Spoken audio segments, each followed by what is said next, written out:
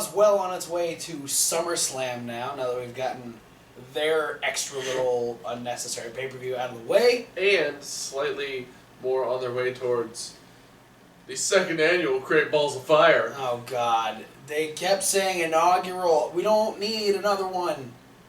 Please. No, you have to. No. Because balls always come in pairs. No. Okay, one more. We can do one more. The pay-per-view wasn't that bad, so we can do one more. But that's it. But I kind of like the direction we're going in for SummerSlam so far. I thought there was some nice build on tonight's Monday Night Raw. Starting with Big Cass reveling in the fact that he beat the shit out of Enzo Amore. Just telling the fans they can all go ahead and fuck right off. And that he is the biggest guy in WWE. Until... Yeah, Mr. Big Show came out. Yeah. Then Cass realizes, oh yeah, there is somebody bigger than me. And Big Show whooped on Cass. Yeah, he did. He beat the shit out of Cass. And there was some extra stiff shots. I think Big Show was really reminding Cass that he is the relative rookie as far as in-ring competition is concerned. So, do we think we're setting up for a SummerSlam match between these two? Or is this kind of like a between pay-per-view feud until Enzo comes back? I think this is kind of going to be like a 1 or 2 week thing. Okay. Like Enzo's going to come back. Probably. I mean, I wouldn't be surprised if Big Show and Cass have a match next week. Big Show wins. Big Show and Cass have a match following week.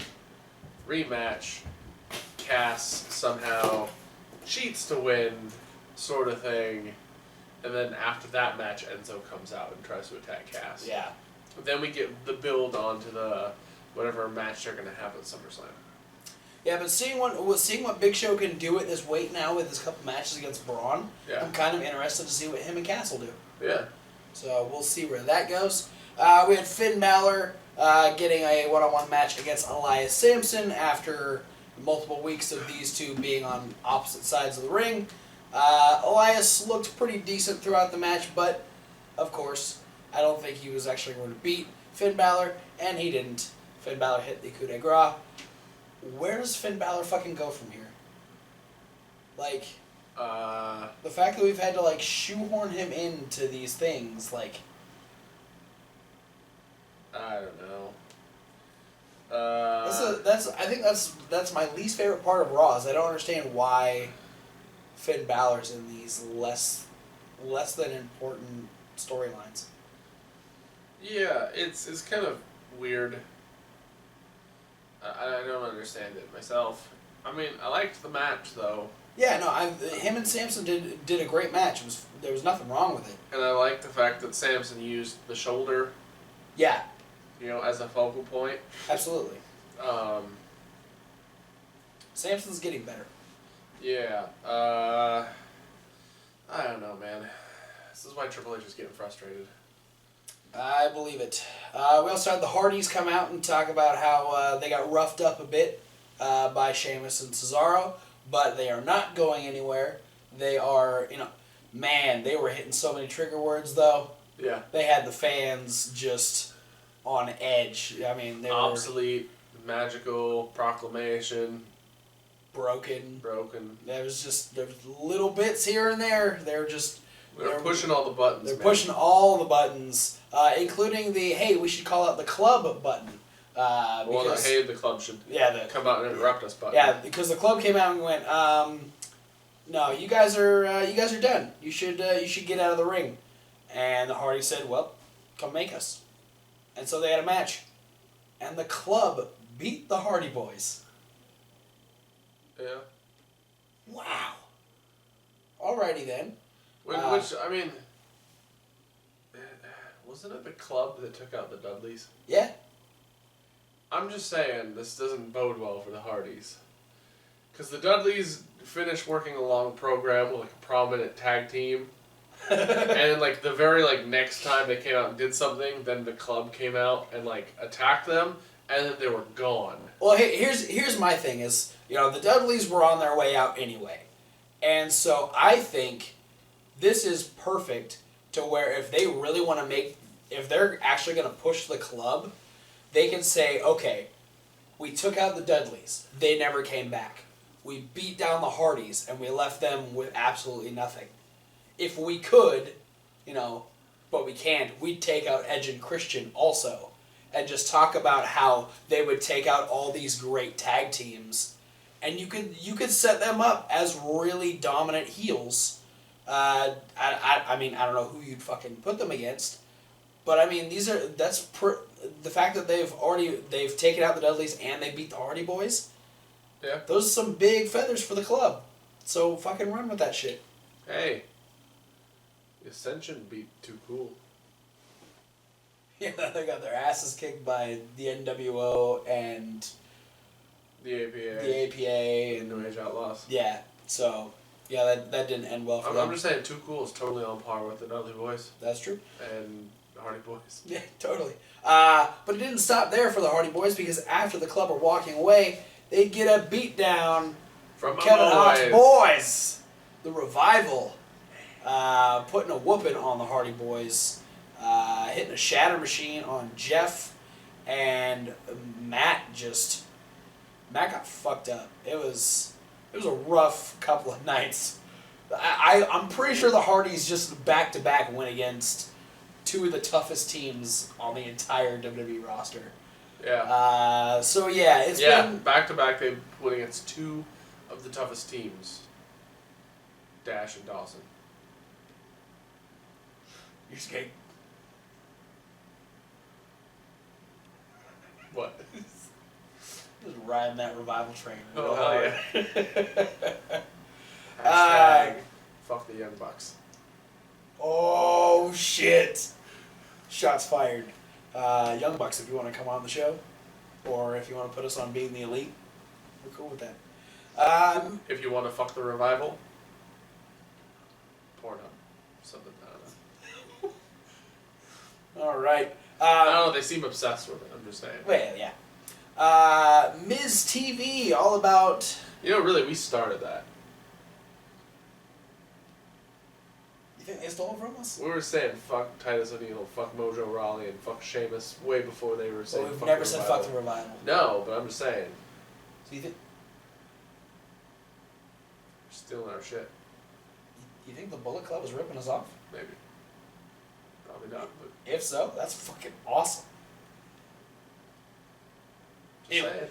Ms. TV, all about the I've never seen Mizzies. us in the Bullet Club at the same time. That's true.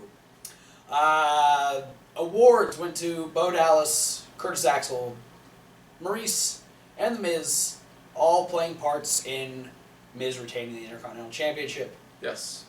Shots were fired at Dean Ambrose. Dean Ambrose ran down. Dean Ambrose got his ass handed to him, and then Seth Rollins saved him. Because shots were also fired at Seth Rollins. Seth Rollins and the Hardy Boys and somebody else. I don't remember, but all people who lost. Yeah, a bunch of people that lost at, Tozawa. Yeah. That was the other one. Yeah. This is going to start like a 4-month program between the reunion of the Shield, Dean Ambrose and Seth Rollins, versus just Bo Dallas and Curtis Axel. Miz is going to start feuding with like somebody else. Miz is going to feud with both the Hardy Boys. Dean Ambrose wasn't exactly thrilled that Seth Rollins came out, and kind of told him to just go take care of your own problems. Yeah. Don't deal with mine. You go do He your own He stuff. still doesn't trust Seth. Yeah, because Seth was kind of an asshole. Seth's proven to be untrustworthy. Yeah, so Dean's Tracker a little could have been wary. A bit of a dick. Little bit. We also had a women's tag team match where Bayley and Sasha, despite getting their asses handed to them for most of the match, defeated Nia Jax and Alexa Bliss. Yeah, a little comeback from last week's affair where Bayley got her head squooshed and Sasha, Well, Sasha Sasha eked out the win on Alexa with the big statement.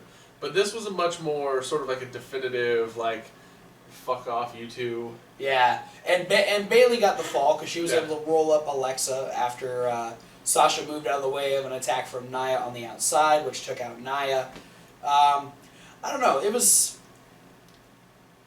I liked the setup to the false finish for the heels to win, Mm-hmm. and then the babyface win just felt kind of like, it just happened. It was all right. It wasn't the best, but Wasn't the worst though. true. I mean, yeah, we've seen a lot worse. Yeah. So I don't know. Maybe. It's gonna be a four corners match. Yeah, that's kind of the way I was leaning. I don't know. Maybe. All right, we had more stuff between Goldust and R-Truth. We actually had a match this week. Yeah. After Goldust cut another awesome promo. I really liked the match. The match was good. I felt like there was something missing though. The crowd was dead. That's what it was. The crowd had zero interest in what was going on. The Houston crowd was very like up and down in like throughout the night. Like there were certain things that they were just hot for, and then like other times they were making no sound. They were changing their minds during matches. It was very bizarre. I don't know. Yeah. Still a fantastic match between the two. I think it still sets up for a potential great match later on, maybe a pay-per-view match. And Goldust actually getting a clean win. Yeah. It was able to kick out of the scissor kick and find a way to come back and hit the final cut. And Goldust defeats R-Truth. Not sure where it's going, but I hope they at least get one pay-per-view match out of this. And it's gonna end up being next week. We get the Shattered Truth Part 2. Ah. He didn't have his cameraman this week. No. That kind of bothered me because I really liked that addition. Maybe that was just specifically for like that segment where Goldust knew he was just gonna beat the shit out of R-Truth. Yeah. But I hope the cameraman becomes a thing on more occasions.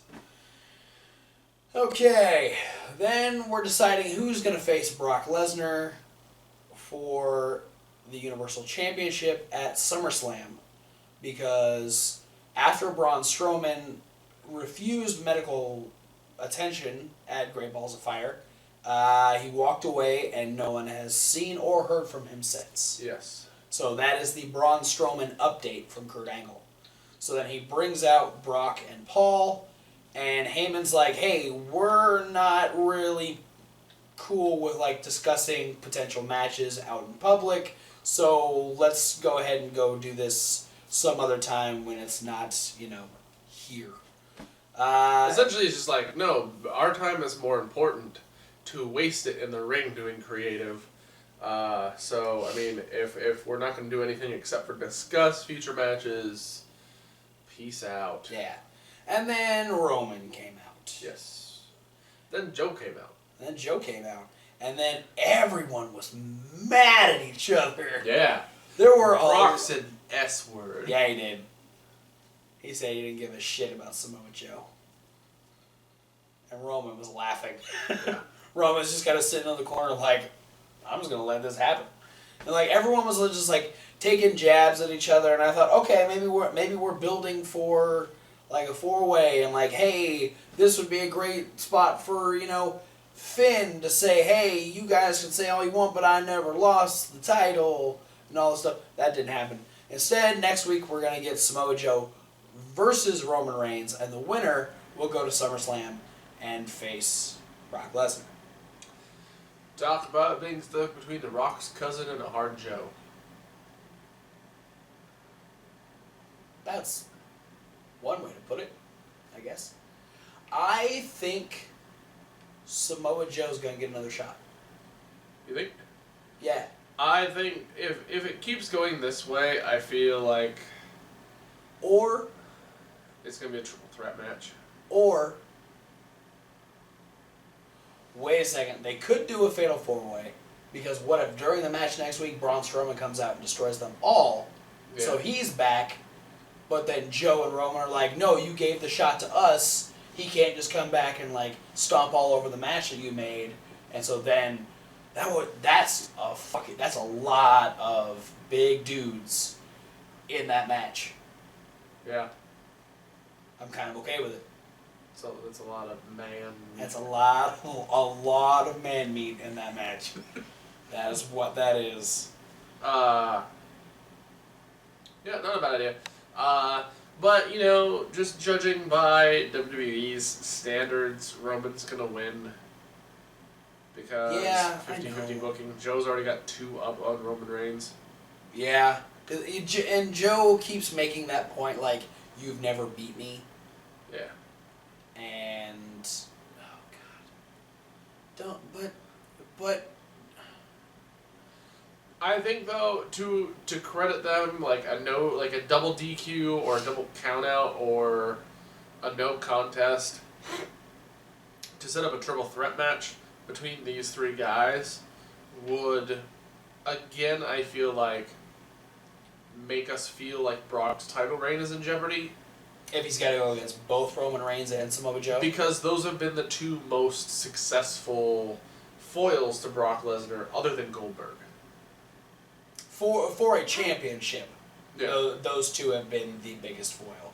Because Brock, you know, Roman essentially had Brock's number at WrestleMania. Yeah. And Joe seemingly was going to beat Brock, you know, on multiple occasions on Sunday. Yeah. So, you know, I think it's like the 2 guys who have like the best techniques, I guess you say, for taking on Brock Lesnar, both going at Brock Lesnar at the same time, definitely feels like a credible threat. It poses the most threat towards the title. So yeah, I don't know. I hope it's not just a one-on-one, because Brock doesn't do well in one-on-one matches. I feel like he needs that extra man to where they can really do other action, because Brock doesn't take advantage of it. Yeah, you know, I will say I actually thoroughly enjoyed what they did at the pay-per-view. I mean, it was all right. It was short. I still didn't. But it was like, it was different and I always appreciate the matches in which Brock actually ends up on the defensive, because that's when it's like different. Yeah, and that's fine, but I still don't have enough interest on Brock's side of the match, because he's still just doing the same things every match. Yeah. There's nothing new, and I'm not gonna pop for 17 German suplexes. I don't give a shit who you're doing it to. What about 22? No. What if they were all consecutive, like linked? I mean, that would be cool for a second, but I don't know. What if they were all rolled through German suplexes? No. They just turn into a big, messy human wheel. That sounds gross. It actually does. I regret saying that. We got a few more things to talk about. We had a cruiserweight tag team match, because we're building up to tomorrow night on 205 Live. We have an I Quit match between Cedric Alexander and Noam Dar. With Alicia Fox. So we had Noam Dar teaming with Neville to take on Cedric Alexander and Tozawa. Yeah. A really fun tag team match, by the way, with very loud, exaggerated people at ringside. Titus O'Neil and Alicia Fox. I'm glad Alicia Fox was out there. Not so much for Titus. Some great action from every combination of guys in here. I really want to see Cedric do a run for the Cruiserweight title. He's probably next. I think him and Neville would fucking kill it. So, if that's the one thing I've been enjoying about Neville's run is he's been killing it with everyone. Yeah, Neville is fantastic. He's actually, as a heel, he's been able to show off more of his in-ring ability than he ever did as a babyface. Yeah, and it's like, you know, he's like sort of like a Triple H or Chris Jericho in the way that he's elevating everyone. Yeah. Like, no matter whether he's going against Jack Gallagher or Rich Swann or TJ Perkins, it's like the matches against Neville are always good. Yeah. And that's a credit to Neville, absolutely. And, you know, Neville wasn't quite on his game this time because he was trying to go for that superplex that he's ended quite a few people with.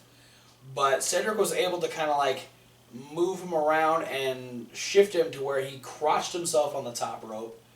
Cedric saw the chance to tag into Tozawa and then dive out onto Noam Dar on the outside.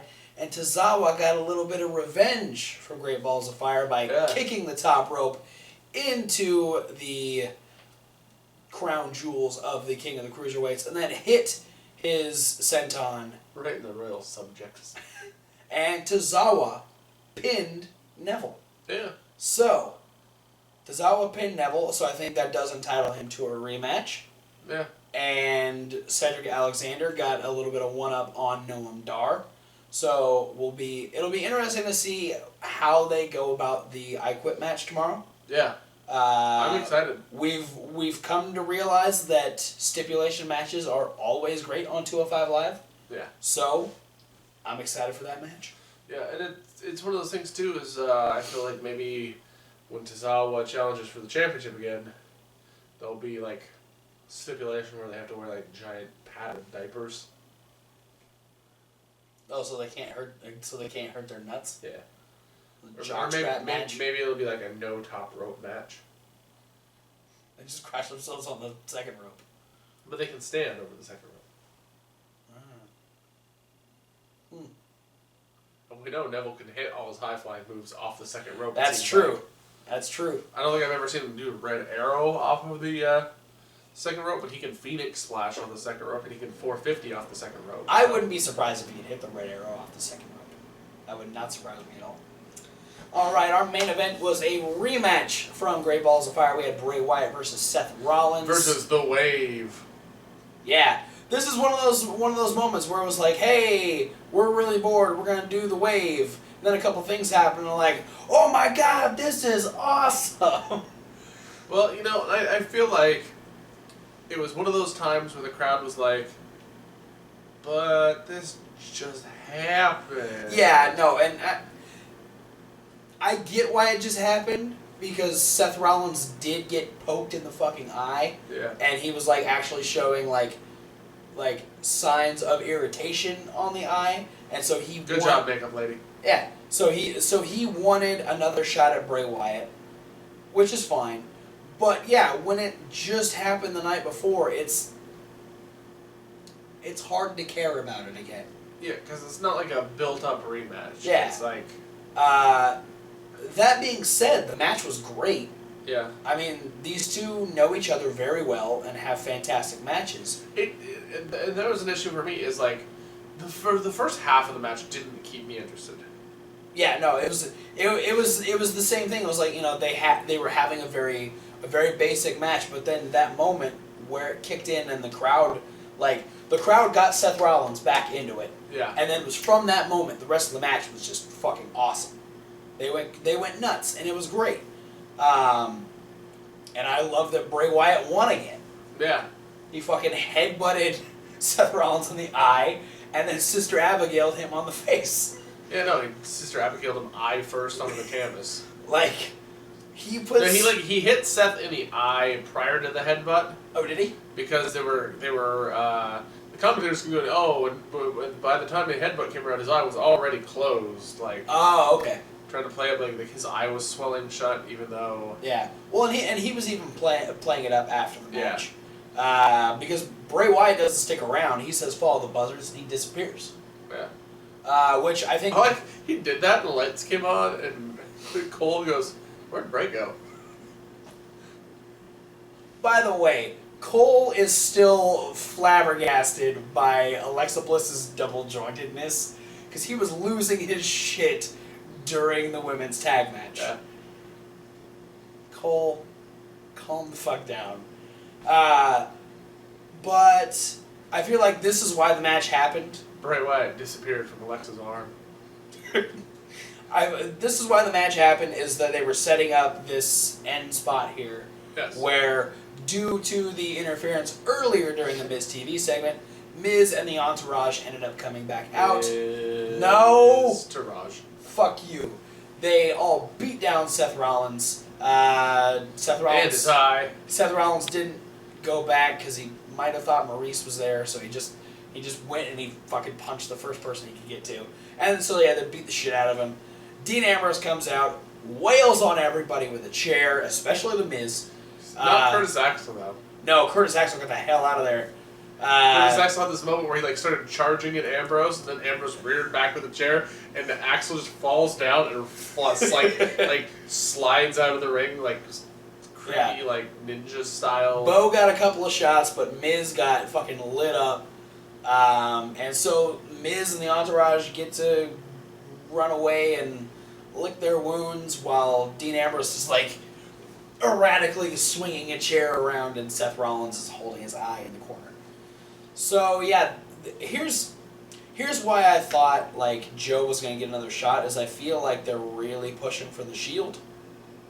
And I don't know who the third person would be to go against Miz and the Entourage at SummerSlam. So why the fuck not have just Roman Reigns?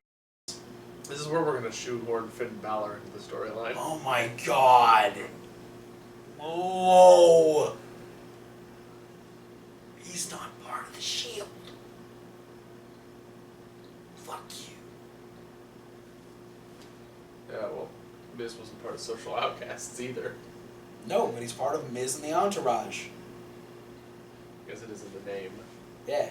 Miztourage. No, it's not. Fuck yes, it you. is. It's Mrs. Entourage. Miztourage. Miztouranger's Neighborhood.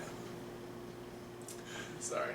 Then we have... I'm saying that we've got a chance that it could be, and I'm just throwing this out there, even though it's 999.9999999999999% not gonna happen. Okay. I'm just gonna throw out the name Cassius Ohno. To team up with Dean Ambrose and Seth Rollins? Oh yeah. Why? Because he was the original third member of the Shield before Vince shoehorned Roman Reigns in. Oh shit, he was! I'm cool with that. We can revamp the Shield, that's fine. Yeah, let's do that. We DASR and KO. I'm okay with that. Alright. Go.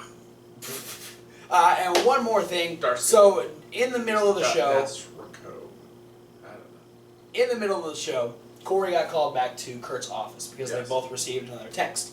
And they had a conversation where Kurt decided that next week he's going to go public with this whole situation and try and smooth everything over because he doesn't want it to come back and bite him in the ass. Because he thinks that if he goes public with it, there's a chance he might not be on Raw ever again. So then, just before Raw ends, we have Kurt Angle on the phone. Yeah.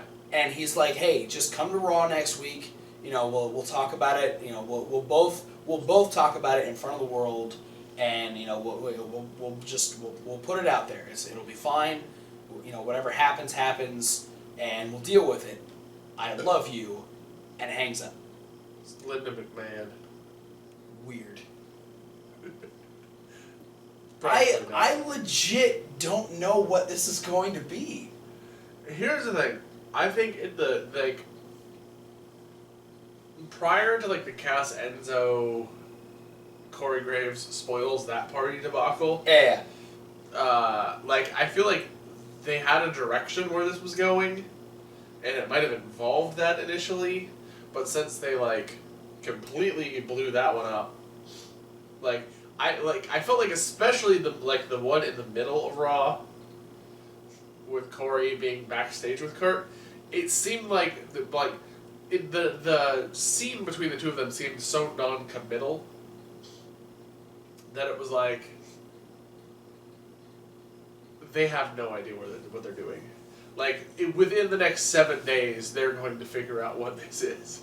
So you think they're going into this thing that they've actually been building for a couple of weeks now? Yeah. They're going into next week with no fucking idea what they're doing. Like, I think they went into that particular promo not knowing what was going on. So Kurt has no idea what he's...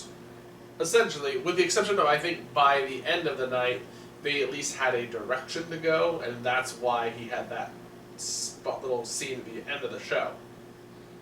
Is they like something clicked and like, this is what we're doing. Let's get a camera on Kurt. Kurt and Stephanie are back together. I mean, that's initially where my head went. Because that was the thing 15 years ago. Because Kurtie cracked Colt and he don't care. I'm saying. I don't know. I'm intrigued and I'm worried. Because the last time we had a storyline with the general managers and shit, it was fucking awful.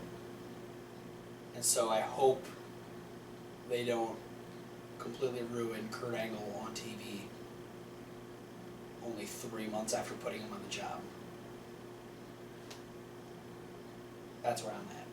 It is really hard telling where this is gonna go. Yeah, I honestly have no idea. Oh God, Kevin Hawk just got an idea. Oh, what? Dear. What? I don't know why this just popped in my head, but I think I know who it's gonna be. Oh God, what? Fucking say it. Vicky Guerrero's coming back. Why? I just think she's... It makes sense to the point that she's another former WWE on-air personality. Right. Obviously, like, they're not bringing in somebody new for this, else it wouldn't be a big deal. Okay. And obviously, Vicky and Kurt would have had to have known each other. Oh yeah, absolutely. And I think that might be why Kurt would be nervous of how people would react to this. I don't even know. I'm so confused. It's either gonna be buzzworthy or it's gonna be fucking awful. I guess either way it's buzzworthy. It's either Remember that one chick who said that AJ knocked her up? the woman from TNA? Yeah, from like 5 years ago. I don't know. I don't know. We'll find out. All right. I'm confused now. Stephanie, Vicky,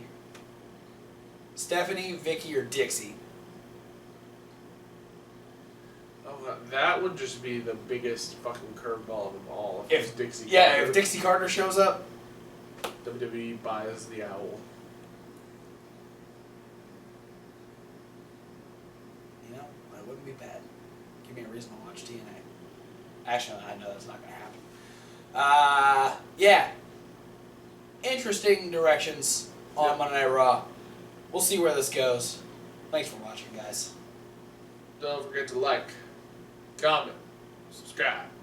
Don't delete. Click the links. There's a lot of links. This is a bunch. Like podcasts.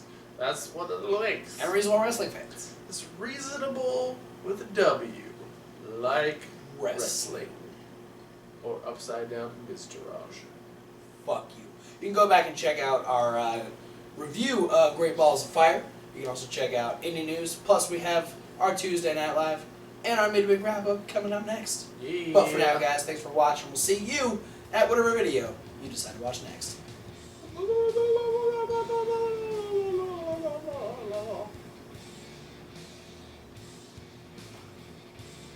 Fuck the word or name Mr. Raj.